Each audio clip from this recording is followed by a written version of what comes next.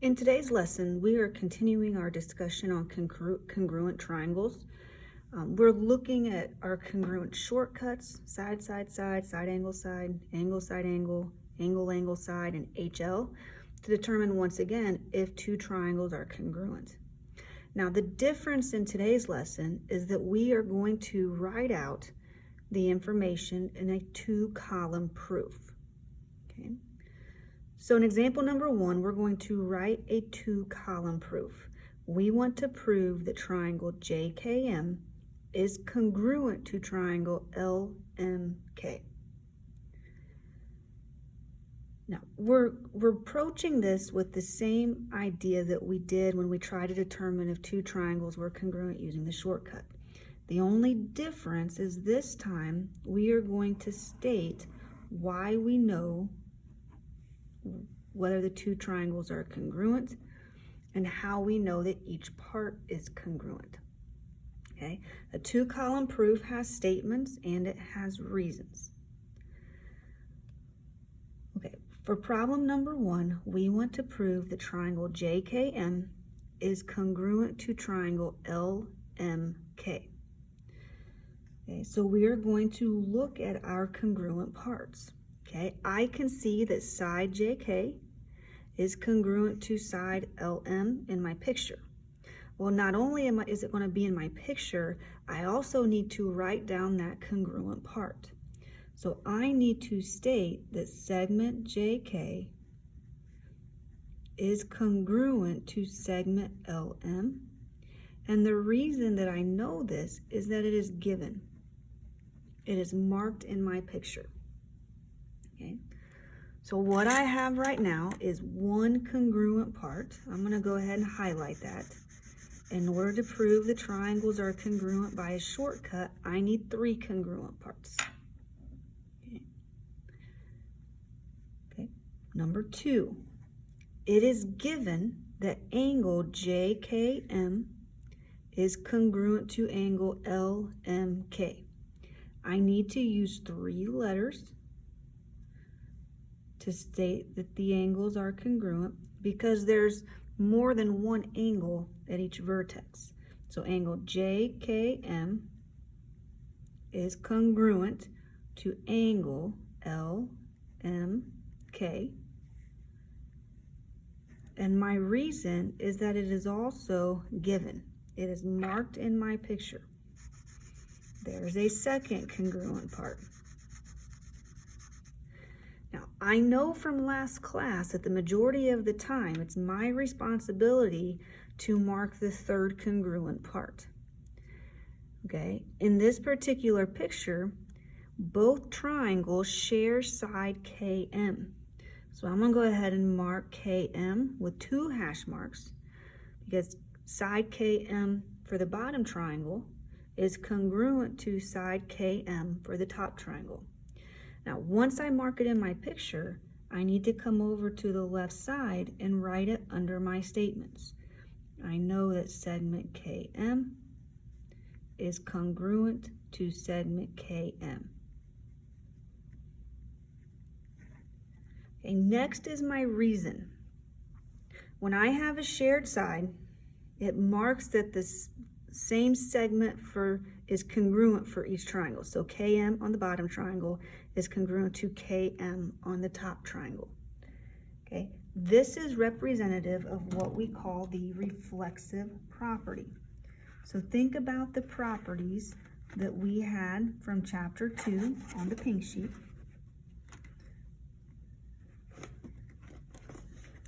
Trying to find a copy of that pink sheet. Here it is.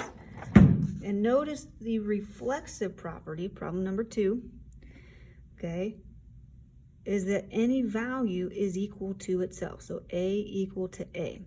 Well, since we have the same value on each side of the congruent symbol, this is representative of the reflexive property.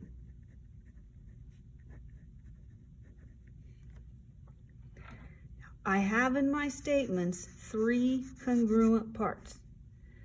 Once I know 3 congruent parts, I can determine that my 2 triangles are congruent. Okay, so I would write my congruent statement which is what I'm trying to prove, that triangle JKM is congruent to triangle LMK. And my reason is going to be the shortcut. So I'm going to look at just one of my triangles. I'll take the triangle at the bottom.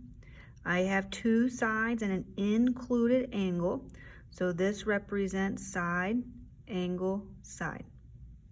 So my reason that the two triangles are congruent is SAS.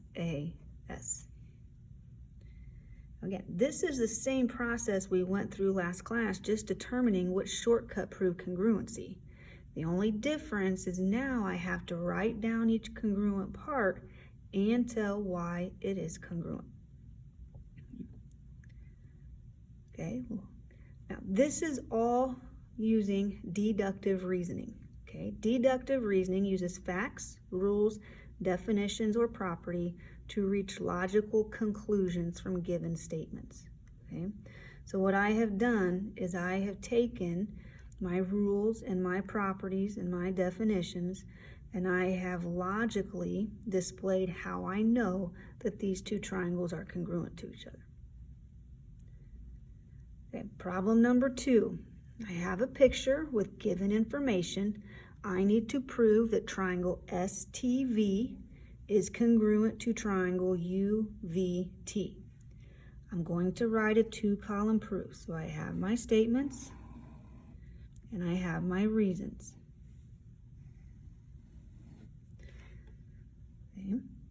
Now, my statements are going to begin with the information I've been given in my picture. So I have been given that angle STV is congruent to angle UVT because both of those angles have one arc marked. So problem number 1, I would state angle STV is congruent to angle UVT, and my reason is that it is given.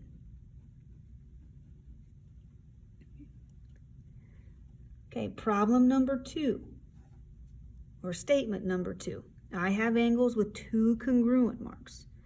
So I know angle SVT is congruent to angle UTV.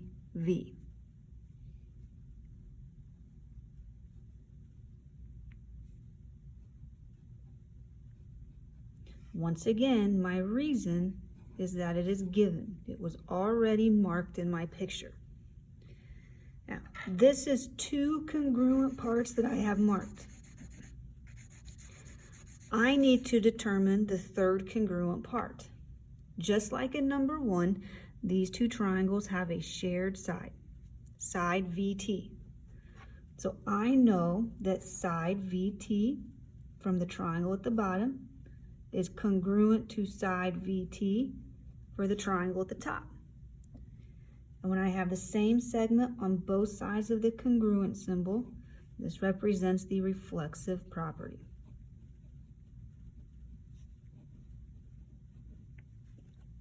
Okay. Now that I have 3 congruent parts, I need to determine which shortcut tells me that the 2 triangles are congruent. So I'm going to look at just one of the triangles, or the triangle at the bottom. I have 2 angles and an included side. This represents angle, side, angle, which is one of my shortcuts. So my 2 triangles are congruent by ASA. So my statement is a congruent statement. Triangle STV is congruent to triangle UVT by angle, side, angle. Okay, when you're ready, turn the page.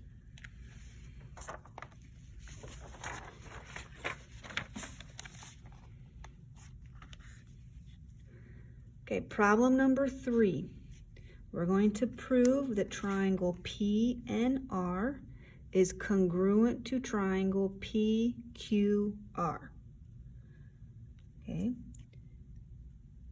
We're going to write a 2-column proof. So we have our statements and we have our reasons. Okay. I would like for you to pause the video and I would like for you to attempt problem number 3 on your own.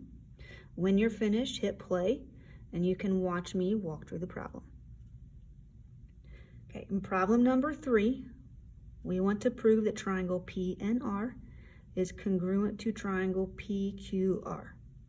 Now, in my picture, I am given, one pair of congruent sides. I'm given a second pair of congruent sides. Now, these 2 triangles also share side PR, so I know that this third side is also congruent between the 2 triangles. So what I'm going to do is I'm going to list my congruent parts within the statements. So in number 1, I know that segment PN is congruent to segment PQ. They each have 1 hash mark. This information is given. Okay. Number 2, I know that segment NR is congruent to segment QR. Okay, those congruent segments were given. Okay, I also know that segment PR is congruent to segment PR. Okay, it's a shared side. This represents the reflexive property.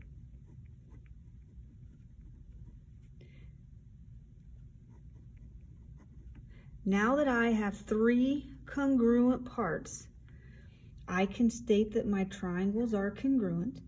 So I know triangle PNR is congruent to triangle PQR. And the shortcut, if I cover up one of the triangles, is side, side, side. So my reason that the triangles are congruent is side, side, side. Okay, we're going to stop here today with your notes. I would like for you to upload problem numbers 1, 2, and 3 to Canvas, and we will continue our discussion on proofs next class.